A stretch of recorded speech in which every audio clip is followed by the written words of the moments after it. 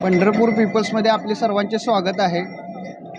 श्री विठ्ठल रुक्मिणी मंदिर येथे गेले 2-3 वर्षापासून मंदिर जतन आणि संवर्धनाचं काम चालू आहे। पण हे काम चालू असताना पुरातत्व विभागांच्या अधिकाऱ्यांचं किंवा मंदिरे समितीचं या कामाकडे लक्ष आहे का नाही असा प्रश्न उपस्थित होत आहे।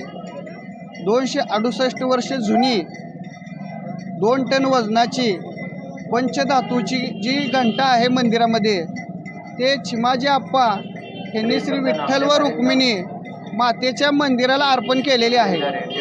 पण आज प्रत्यक्ष जागेवर जाऊन पाहणी केली असता ह्या घंटेकडं ना पुरातत्व खात्याचं लक्ष आहे ना मंदिरे समितीचं लक्ष आहे।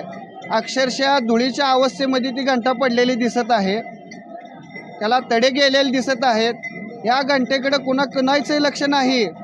वास्तविक पाहता पुरातत्व खात्याचे अधिकारी इथं वारंवार येतात, मंदिर समितीचे अधिकारी असतात, सहअध्यक्ष सदस्य इथं असतात, पण त्यांना असं साधं सुद्धा वाटलं नाही की पुरातन घंटा आहे, 268 वर्ष जुनी घंटा आहे, हे नीट कुठं तर व्यवस्थित त्याची व्यवस्था करून कुठं तर व्यवस्थित ठेवावी।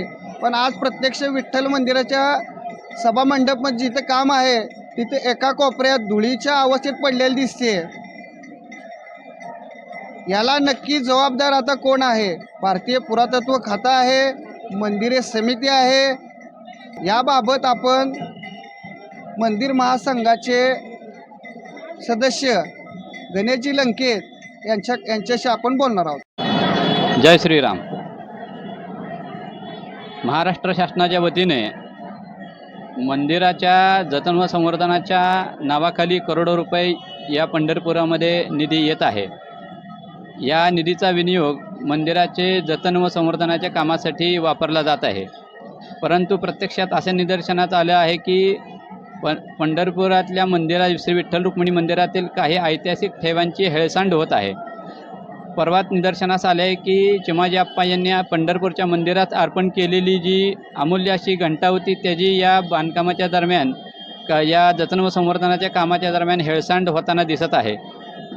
वास्तविक हे काम वारंवार सांगितलं जातं आहे की महाराष्ट्र शासनाकडनं आणि मंदिर समितीकडनं की हे काम पुरातत्व विभागाच्या मार्गदर्शनाखाली होत आहे। मुख्यमंत्र्यांनी हे काम अतिशय सुंदर व सुरेख झालेलं आहे अशी शाबासकीही दिली आहे।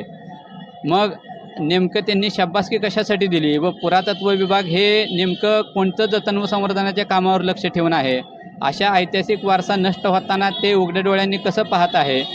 त्यामुळं आमचं पंढरपूरकरांच्या वतीनं व श्री विठ्ठल रुक्मिणी मंदिर संरक्षण कृती समिती व महाराष्ट्र मंदिर महासंघाच्या वतीनं एक मागणं आहे की मंदिरातील जो अमूल्य ठेवा आहे त्याचं योग्य रीतीनं जतन व संवर्धन व्हावं।